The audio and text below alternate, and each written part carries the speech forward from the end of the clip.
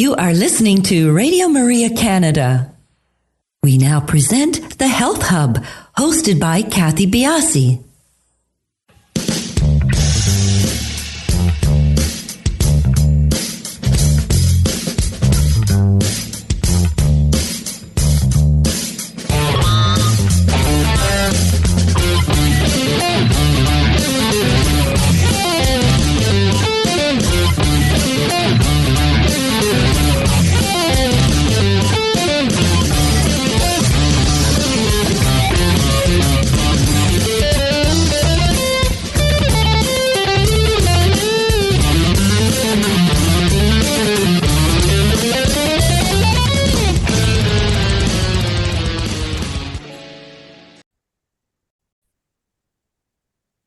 Welcome to the Health Hub on Radio Maria Canada, exploring cutting-edge health and wellness information and therapies, helping you to take your health to the next level. I'm your host, Kathy Biasi, and I'm an holistic nutritionist and a professional cancer coach. Today on our show, we are talking about something that affects half the population, but is rarely discussed in enough detail: how hormones impact women's sleep. From the shifting rhythms of the monthly cycle to the turbulent transitions of perimenopause and the changes that come after menopause, sleep can be one of the first things to go off track and is often one of the hardest things to get back. In this episode, we will unpack how hormonal changes disrupt sleep and strategies to combat poor, restless nights. And our guest today is Dr. Janet Kennedy, and she is a clinical psychologist with more than 2 decades of specialized experience treating sleep disorders. She is the founder of NYC Sleep Doctor, providing psychotherapy, coaching, and consulting services. Her online sleep school provides a self-paced psychoeducational platform to expand access to the key components of cognitive behavioral therapy for insomnia. Dr. Kennedy spent 8 years at the Manhattan VA Hospital as a health psychologist and an assistant director of the Outpatient Mental Health Clinic, where she developed and implemented the multi-site sleep disorders treatment program. Dr. Kennedy is the author of The Good Sleeper, The Essential Guide to Sleep for Your Baby and You. She is also a sought-after speaker and has been featured widely on television, podcasts, and in print and online publications. In addition to treating sleep disorders, Dr. Kennedy provides short-term problem-focused therapy for anxiety and mood disorders. As I mentioned just a minute or two ago, this is something that is not often talked about.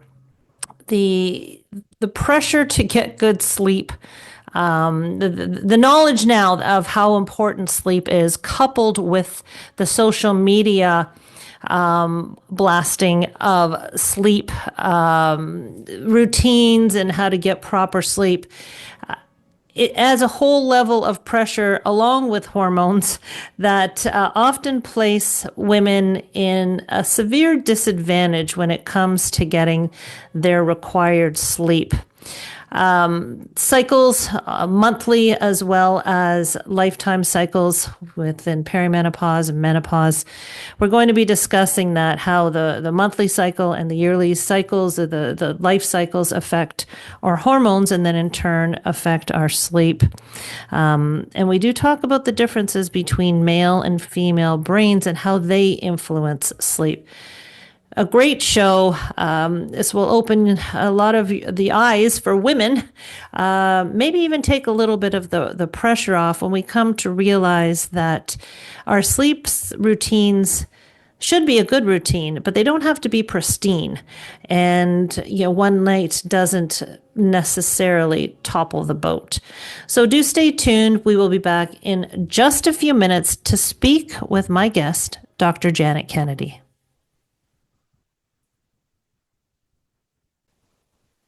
You are listening to Radio Maria Canada. We now continue with the program, The Health Hub, hosted by Kathy Biasi. Welcome back to the Health Hub. Please do follow us on our social sites. We are on Instagram, X, and Facebook, and we are at the Health Hub RMC on those locations. Dr. Kennedy, welcome to the show. Thanks for having me. As a clinical psychologist, we have to ask this question. I ask this question of all of my guests. But for you, as a clinical psychologist, what turned you to specializing in the area that you have, sleep disorders, sleep disturbances? It was sort of a lucky break. I did my internship training at the Manhattan VA hospital working with veterans. And then they brought me on as staff when I finished. And I was working as the sort of mental health liaison in primary care, where I did a lot of behavioral health programming. And they really wanted me to help get veterans off or at least less reliant on Ambien. Which was new at the time and kind of expensive at the time. And they were looking to see how to provide alternatives. And so I immersed myself in the research, found a protocol that worked really well. It's sort of top of the line CBT-I for insomnia. And I adapted it for a group format, put it in place at the VA, and then kind of the rest is history. I went out in private practice a few years later and thought it was a great way to build sort of a niche and bring people in.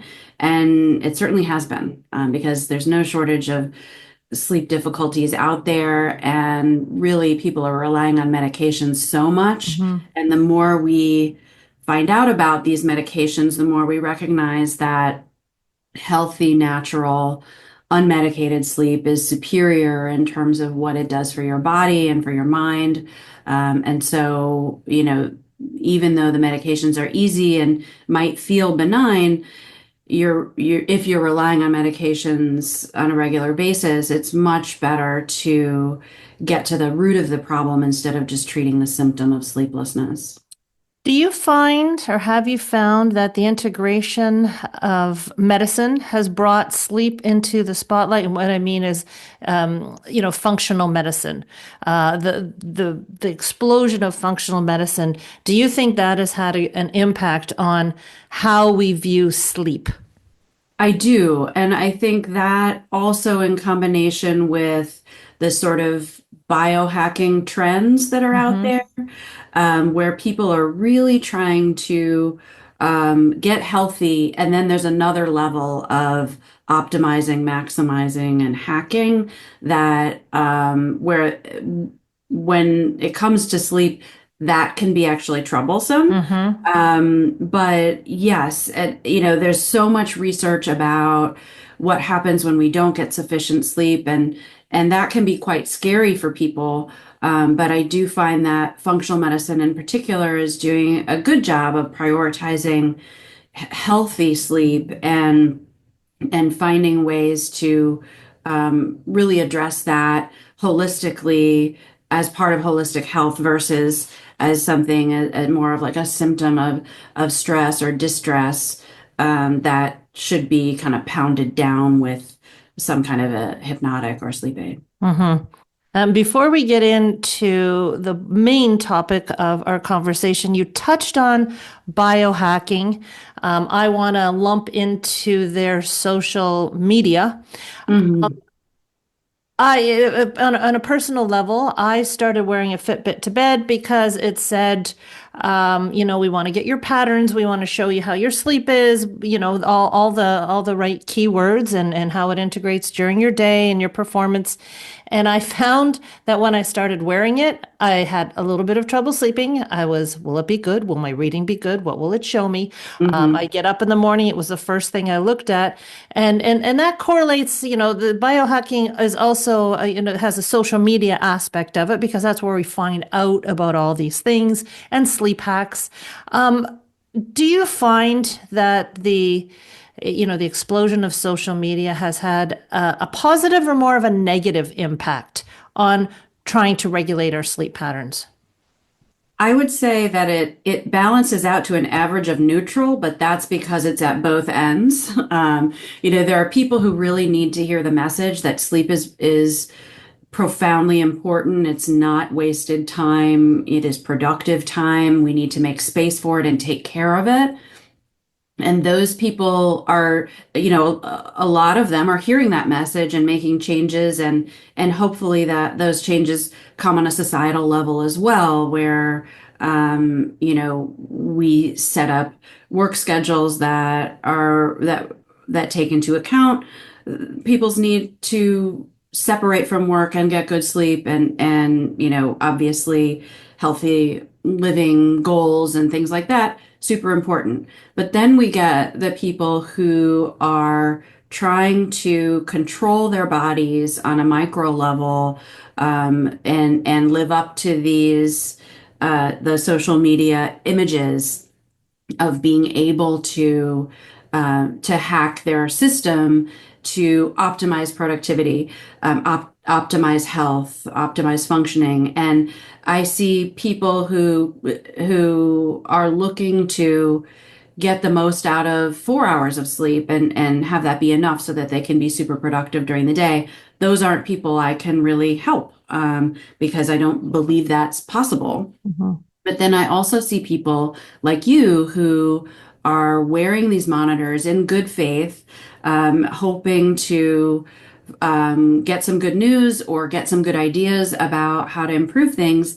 And it creates a level of anxiety around something that's not entirely within your control. You Mhm. could do everything right, and your sleep is just off that night. And when you have this morning report that tells you whether you're going to feel good or not during the day, which frankly is more of a self-fulfilling prophecy than anything else, um, it sets up a performance anxiety that can really backfire. Mhm. Sleep is something that really, it's an autonomic process. We need to take care of it like we take care of our digestion, but we can't control it on that micro level.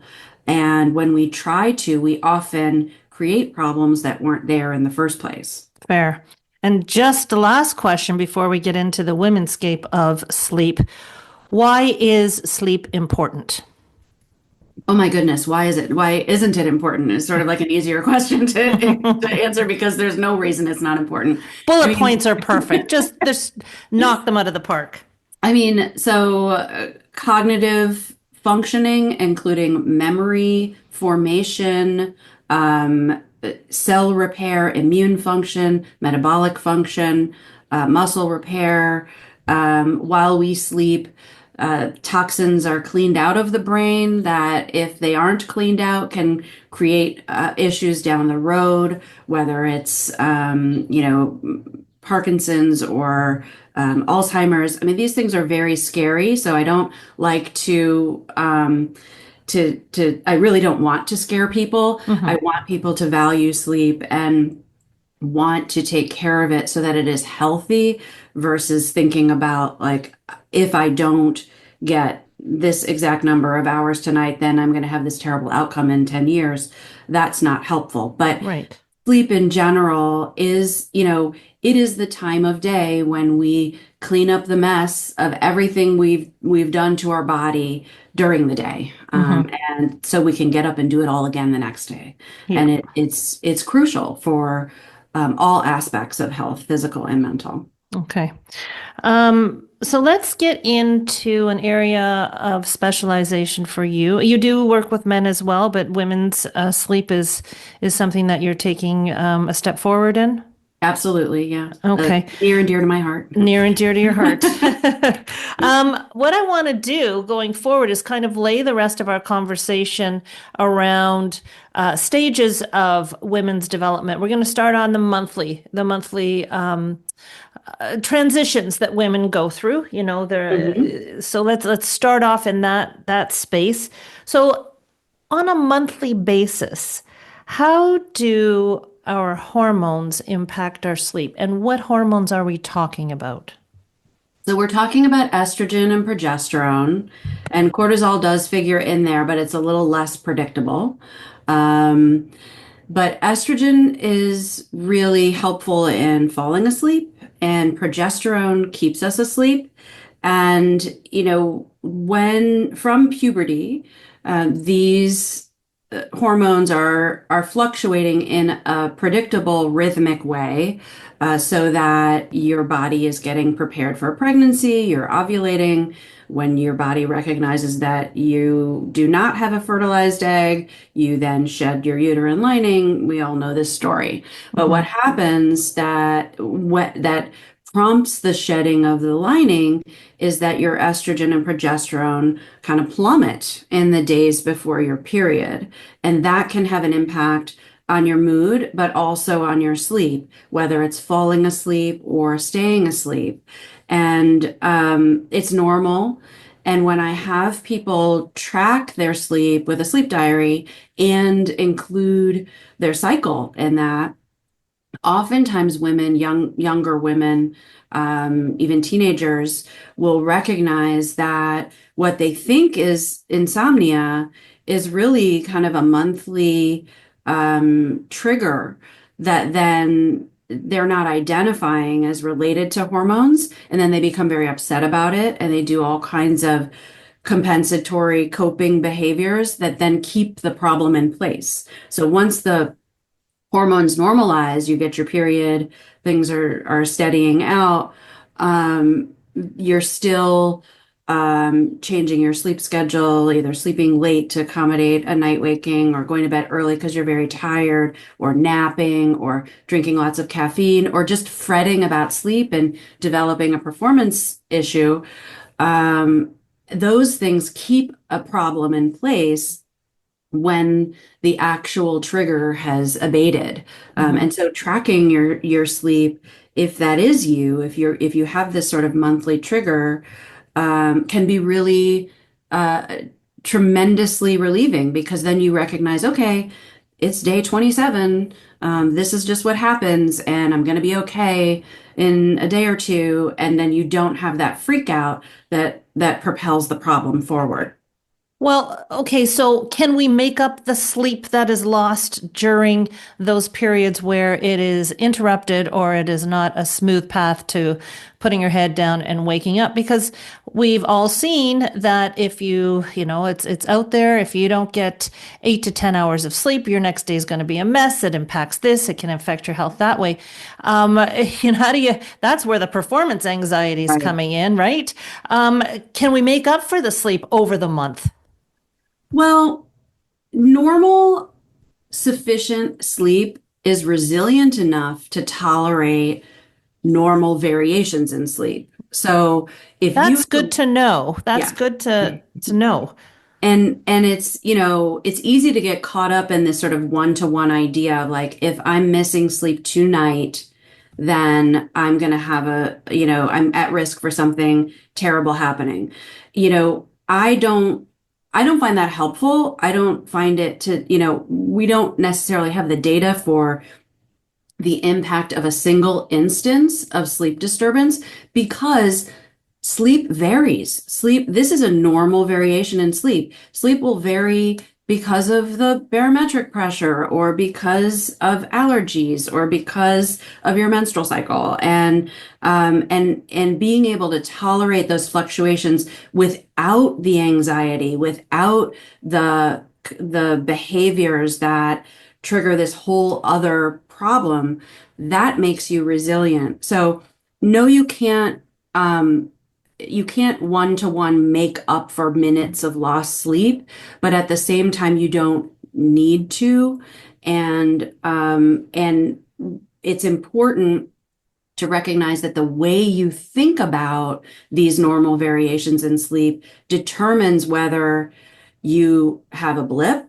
Even a normal night waking can be something that is 5 minutes versus 2 hours, based on how you interpret it. If you wake up and you're upset about it, you're freaking out about the next day, thinking about how you're not going to be able to function, or you'll have bags under your eyes, that's going to keep you awake. Versus if you say, oh, I'm awake now. That's just what's happening. This is tonight. It'll be okay.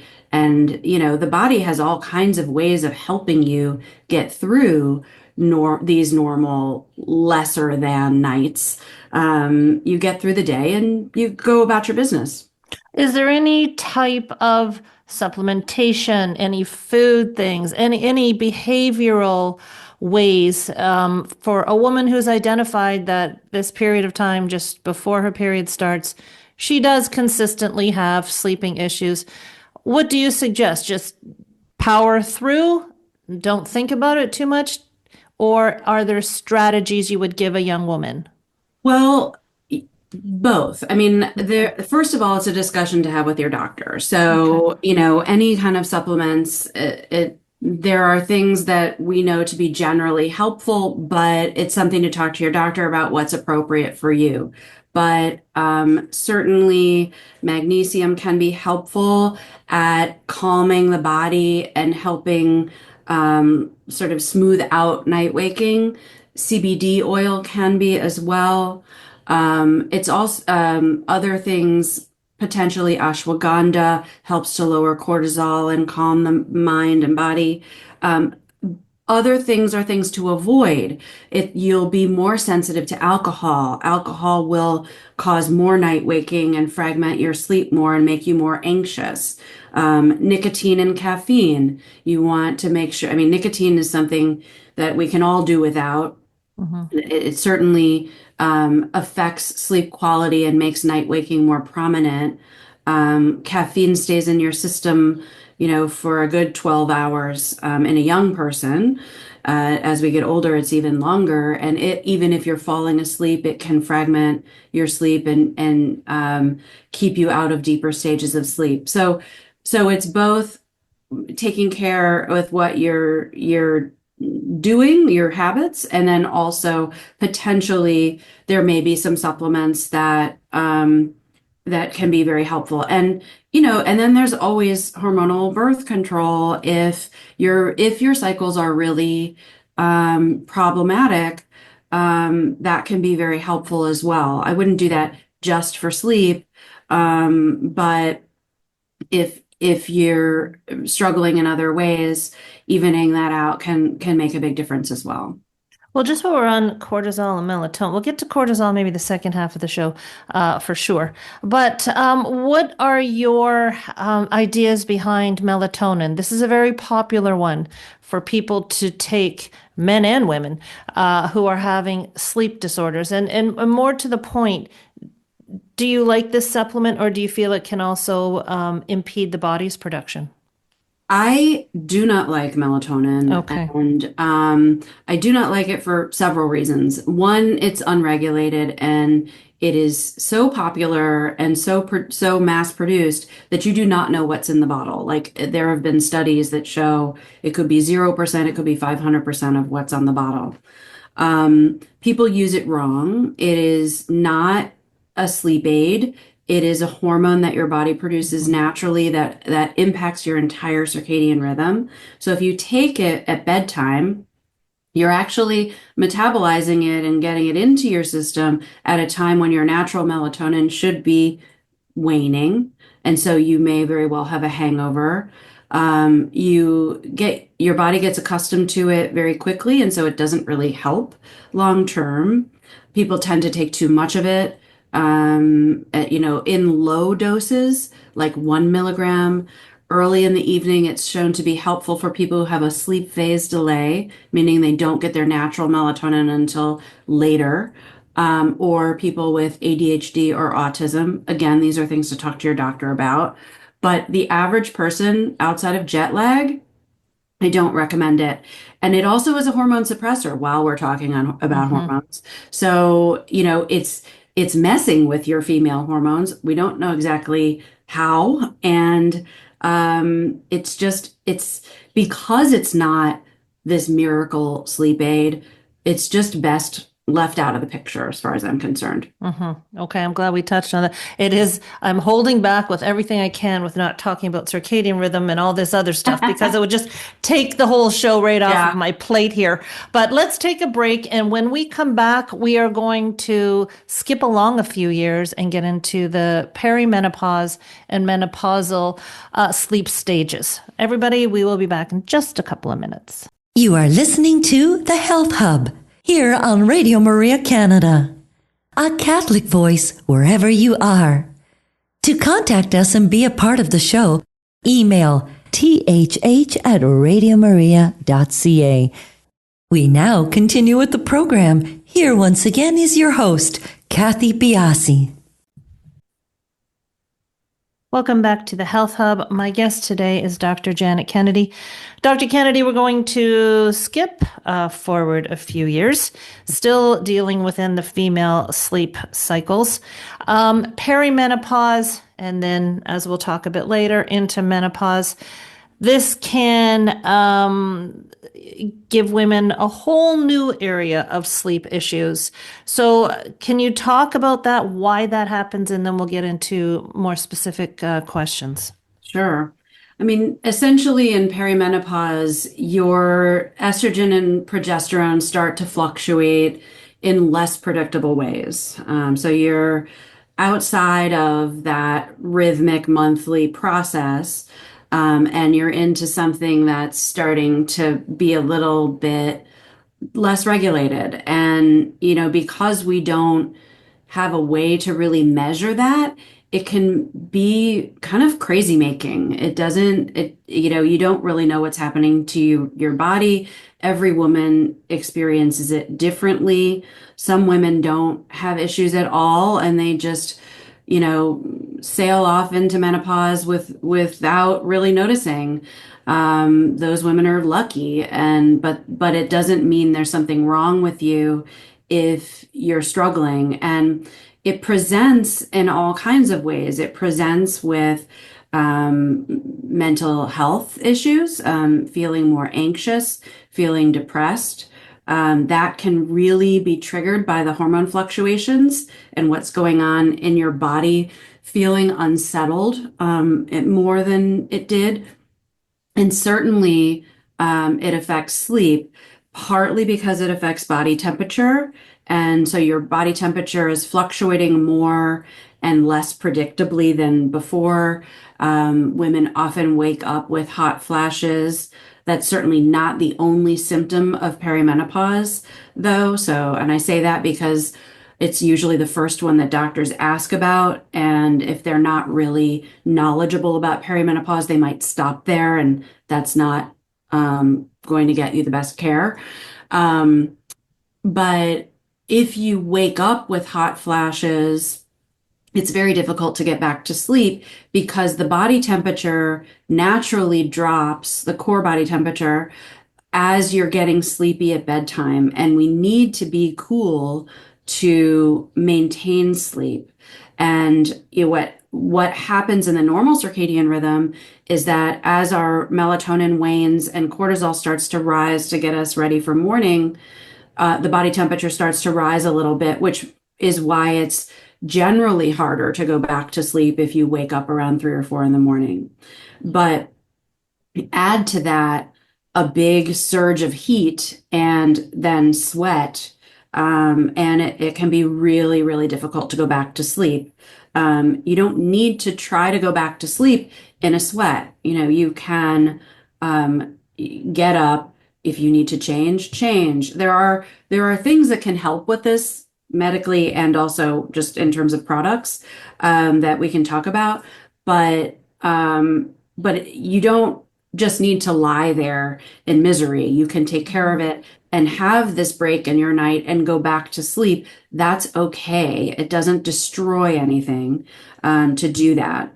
Because what tends to happen, as I mentioned before about night waking, is that people get upset about it, and then that makes the night waking longer because you're battling with your anxious mind about all the things that you're going to have to deal with, or you're frustrated, or, and that sends your body into a more adrenalized fight or flight state. And Well, even, this just opens up a plethora of Mhm. things. Strategies, of course, would be useful. Uh, okay, women, in my estimation, Mhm. take things to heart a lot more, will take things to bed in their minds a lot more. I don't know if you equate this with hormones or just being a woman, perhaps a woman that is running a business or a woman that has a family. How does this impact? I'm going to say that there's probably a downstream cortisol impact, but are estrogen and progesterone also part of this whole package where you're thinking more and waking more? Well, so progesterone in particular, as it starts to be less predictable or lower, will that makes your night waking more prominent. So we all wake up during the night and we don't necessarily notice it. But as we get older and as progesterone is fluctuating and waning, we do wake up more prominently and it's harder to go back to sleep. Mm-hmm. So that is for real. It also makes us a little more agitated and prone to anxious thinking.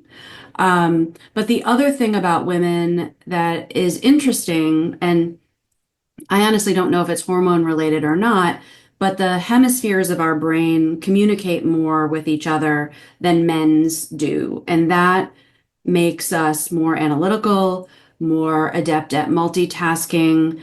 And that translates into, along with societal pressures, the heavier mental load, and just kind of over functioning in general. And so when you wake up during the night, you have to be careful because it can open the door to all of that stuff starting. And that's a daytime mindset. Mm-hmm. It's hard to avoid during the night because when you're lying down, you also don't have your primary defenses at your ready. And so things can feel even more overwhelming. So it's important to, the first thing I tell people to do is don't just lie there.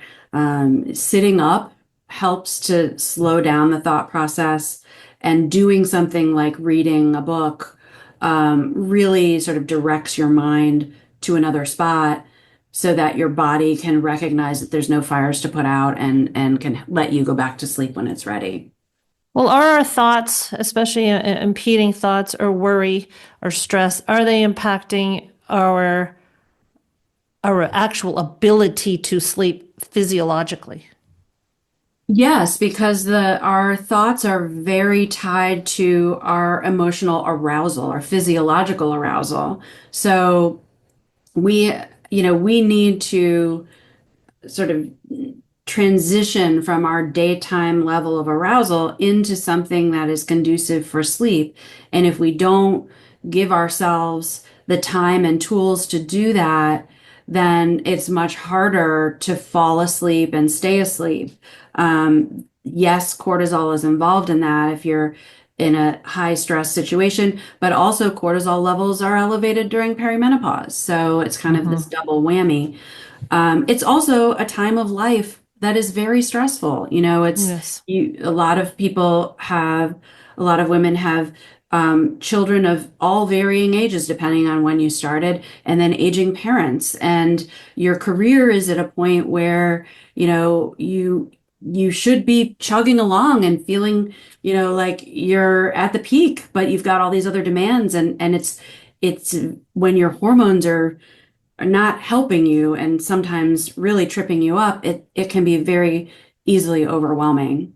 Do you have any, before we hit post-menopause, do you have any strategies for going from a daytime brain for a female to nighttime sleepy brain?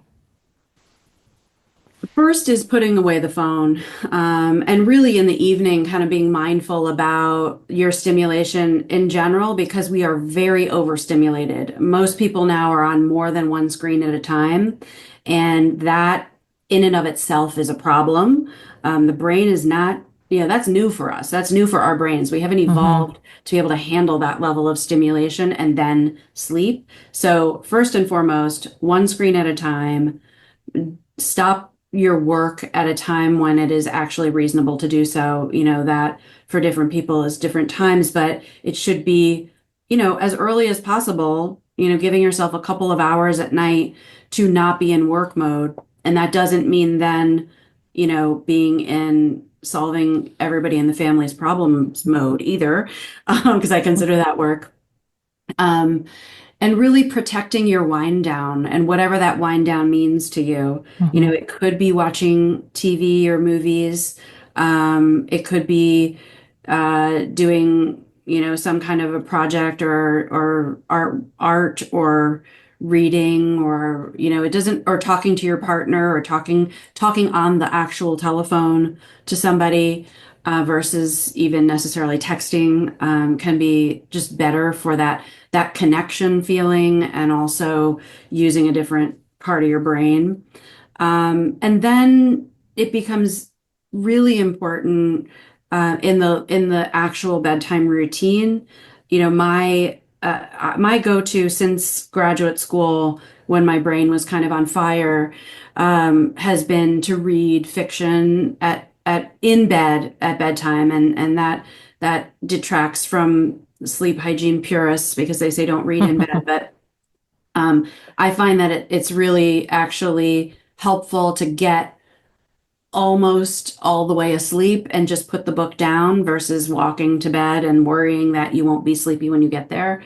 But there's a washout that comes from reading something that is not related to your life. So no personal development, no professional development, no spirituality reading. Like it should really be a story that you can depart your life and be part of, because it communicates to your body that it's done with the work of the day and that it can let go and take over with its sleep needs. So, Because so body, flying dragons in fairylands is what you're getting yeah, at. Yeah. precisely. If you Excellent. can be riding a dragon in fairyland, your body recognizes that it doesn't have anything it needs to stay up for, and it'll tell you when it wants to sleep. And that's where you want to be. You want your body to be telling you when it needs to sleep instead of you trying to force it. Before we get into our last stage for women, I have to ask a question. If you are seeing the sleep patterns and brain patterns of our youngsters adapt to greater screen time, or is this disruptive regardless of age? I know we haven't had this, and this is new for us, all the screen time and the double screens, but are kids adapting to this? I think no, I'm not No. in a good Okay. way. Okay. Particularly adolescents, they have the stress of social media. They have a delayed sleep phase. The circadian rhythm is, in fact, later oriented in adolescence, and sleep needs are higher. So the screens are really contributing to the blue light with screens, then further delays sleep onset. It's overstimulating. They're bringing these things to bed. Like it's really tough on them, and it's very hard when parents aren't very good at boundaries themselves to help our kids develop good boundaries with their devices, and really prioritize and protect sleep.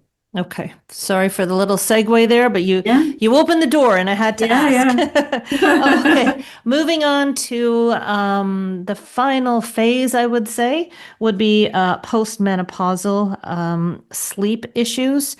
What are the most common sleep complaints you get with postmenopausal women? I would say night waking, and prolonged periods awake in the night, and that leading to insufficient length of sleep. So I see a lot of women who start during perimenopause and continue into menopause going to bed really early, to make up for these night wakings, and that actually works against you. It makes intuitive sense, but it Mhm. in fact doesn't help you with those night wakings because you're front loading your sleep, and then by the time you wake up at 3 or 4 in the morning, you don't have enough sleep drive to push you back into sleep.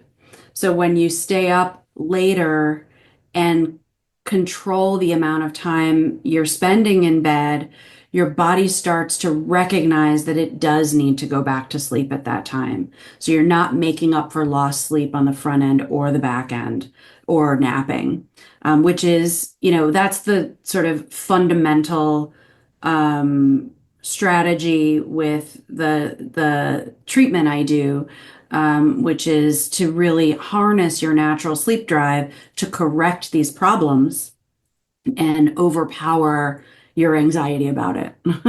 So again, the lack of estrogen is most profound in menopause, Yes. I would say. So lack of estrogen has been tied to increased cortisol, inability. Inability is probably not the right word, but a lesser than ability to handle stress. So is this truly, you've the hormones are going down in perimenopause, but is this truly a time to harness the lifestyle impacts that we need for sleep? Absolutely. I mean, it's always the time to take good care of your sleep, but it becomes more and more important as you get older because sleep becomes more fragile, whether it's hormones or your susceptibility to alcohol or caffeine or all of they're just all kinds of intrusions. And it is really important to take good care of your sleep. You also don't need to be a slave to it. Like if you're taking such good care of your sleep that you never go out and see your friends, like that's not good for you either.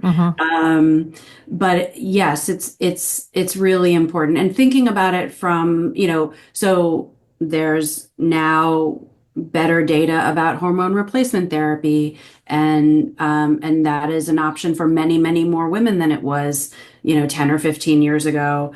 And it's important to have a doctor that you can have a good conversation with that about. If that's not for you, have a conversation about supplements.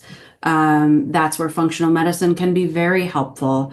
There are also there's sleep tech out there that can be very helpful. I've been working with a company that has a cranial electronic stimulator called Modius Sleep, and that stimulates the vestibular nerve, which helps to relax the body and induce sleep. And in fact, it's FDA approved for treating insomnia first line, which is pretty amazing. And I've found, testing it myself as a woman of a certain age with my own 4 a.m. issues, that it really does help to stitch the night together. And that's not the only product out there. It's one I happen to have tested, but the field is exploding, and with that comes some snake oil.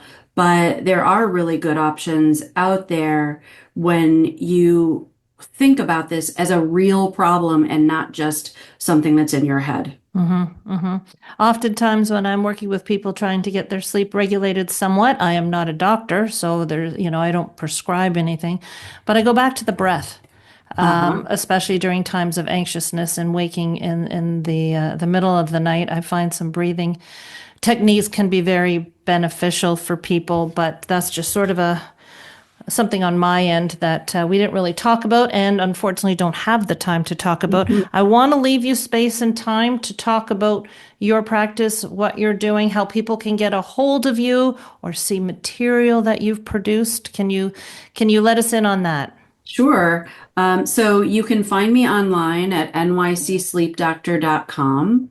I practice in a number of states in the US, and I do coaching for people who are not in those states and for whom it's appropriate. It's not treatment per se, but I can guide you through the process of getting your sleep back on track. I also have an online sleep school, which has various courses that you can work through at your own pace. And that's also on my website. And I'm on Instagram, although I'm not very good at it, at NYC Sleep Doctor. And you'll find there, though, anything I'm up to, if I'm doing webinars or anything exciting is happening that you might want to be part of. Do you have any projects or anything that you're specifically working on that you can share, or we are status quo right now? Well, on May 28th, I'm not sure when this is going to air, but on May 28th, I'm doing a free webinar called How to Sleep During a Nightmare to address the what I'm seeing so much in my practice now, which is people very stressed out about the state of the world and particularly the US, and what's been happening, and really just trying to take care of ourselves and kind of sequester sleep and help us with some best practices to separate the day from the night. Well, that's very timely, and congratulations on that. I want to thank you so much, Dr. Kennedy, for being on the show. It was enlightening. Lots of great information for our listeners. Thank you so much for having me. Everybody, we'll talk to you next week on The Health Hub.